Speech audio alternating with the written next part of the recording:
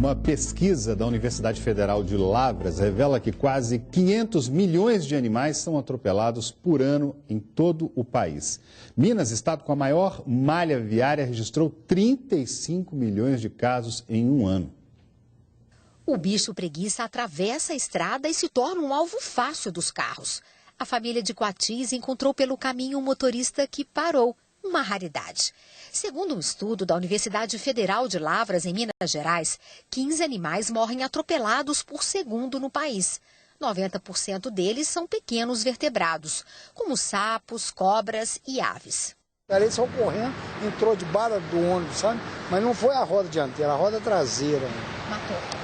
Em alguns locais onde existe uma maior possibilidade da presença de animais, existem placas de sinalização. E aí, nesses locais, o motorista tem que redobrar ainda mais a sua atenção. Ele deve imediatamente diminuir a velocidade, porém não de uma forma muito brusca para evitar a colisão traseira. Na lista estão o tamanduá e lobo-guará, espécies ameaçadas de extinção.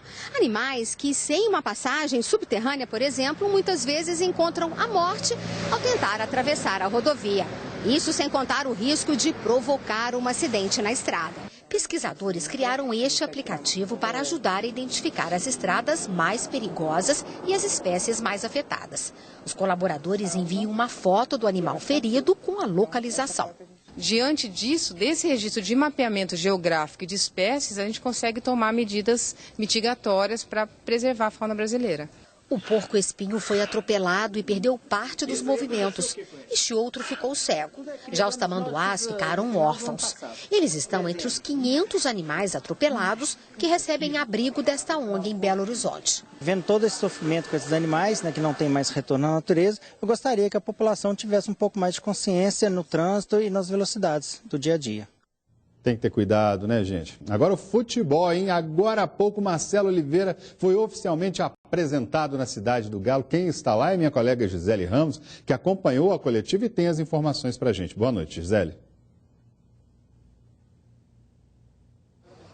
Ei, André, boa noite para você, boa noite para todo mundo. Pois é, a gente veio aqui hoje acompanhar esse dia importante para o Atlético, que começa a semana de técnico novo. Na verdade, o Marcelo Oliveira, ele foi anunciado na sexta-feira, mas hoje foi literalmente a volta à Cidade do Galo. E eu digo volta porque, para quem não sabe, o Marcelo já foi técnico do Atlético algumas vezes como interino e também fixo. Foi jogador da base e também jogador profissional. Então essa é a 7ª passagem dele como treinador por aqui. Ontem ele acompanhou o time lá em Curitiba no empate por 1-1 contra o Atlético Paranaense, mas hoje foi o primeiro dia dele, o primeiro dia de treino, de contato com o grupo, de contato com os funcionários.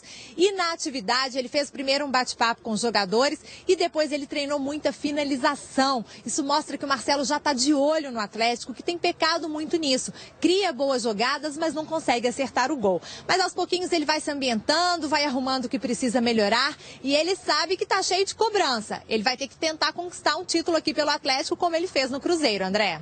Tá certo, obrigado pelas informações, Gisele. Na estreia do técnico Marcelo Oliveira, o Galo empatou com o Atlético Paranaense em Curitiba. A tranquilidade do técnico Marcelo Oliveira no desembarque tem explicação. O Atlético jogou bem e empatou com o Xará Paranaense fora de casa. Ficou até aquela sensação de que poderia ter sido melhor. O grupo imprimiu um ritmo, jogou muito bem, conseguiu colocar o Atlético no campo deles. Faltou a última bola, faltou a finalização boa para nós.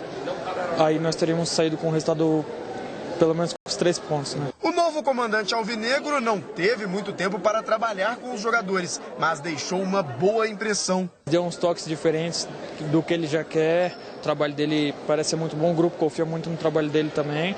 É um excelente técnico e vem de títulos recentes, né? O técnico Marcelo Oliveira mal chegou e já vai ter que lidar com desfalques importantes. O zagueiro Eraso, o lateral esquerdo Douglas Santos e o meia Casares vão disputar a Copa América Centenária e podem desfalcar o Atlético em até 9 rodadas do Brasileirão. Sem os 3 titulares por tanto tempo, é hora de mostrar a força do elenco. Mas o grupo foi montado para, nessas ausências, né, os jogadores que entrarem, suprir bem tenho certeza que na quinta-feira vão ter uma equipe forte para conseguir uma vitória. O primeiro desafio do Atlético sem os 3 titulares de seleção é na quarta-feira contra o Grêmio. Vai ser também o reencontro de Marcelo Oliveira com a torcida do Atlético. E o Cruzeiro também suou a camisa para empatar com o Figueirense no Mineirão. O primeiro chute a gol foi aos 5 minutos. Jocinei para o Figueirense. O Cruzeiro deu troco 2 minutos depois, mas Pisano tentou colocar e bateu fraco. O time celeste ficava mais em cima, mas sem ser grande ameaça, até que aos 36 minutos, Elber perdeu a maior chance da primeira etapa. Mas do outro lado também tinha um time e aos 40 veio o castigo. Jaime descolou o cruzamento da direita e Rafael Moura, livre de marcação, fez Figueirense 1-0.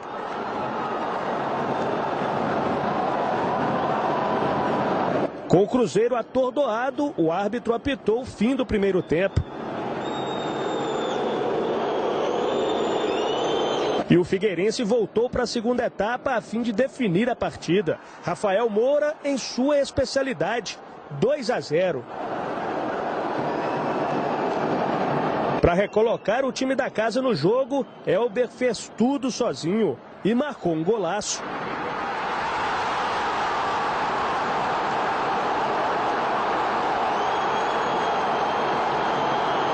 Aí Paulo Bento resolveu colocar Douglas Coutinho em campo.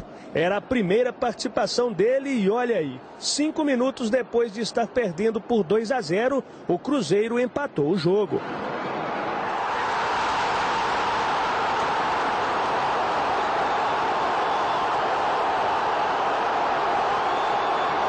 Mas só ficou nisso graças a Fábio, que fez 2 grandes defesas. Nessa, Rafael Moura teve tudo para ser o herói da noite. Pelas circunstâncias do jogo, não dá para dizer que foi um mau resultado para o Cruzeiro.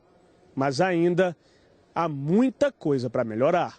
Sabendo que temos muito trabalho pela frente para fazer, não é com uma semana de trabalho e com cinco treinos que se consegue dotar uma equipa já de uma extraordinária organização. Creio que há coisas positivas para tirar e tentar preparar o próximo jogo da melhor maneira possível.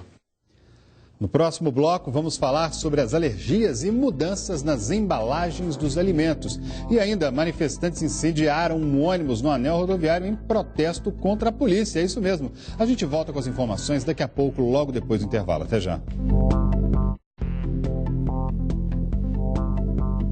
Jornal Band Minas. Oferecimento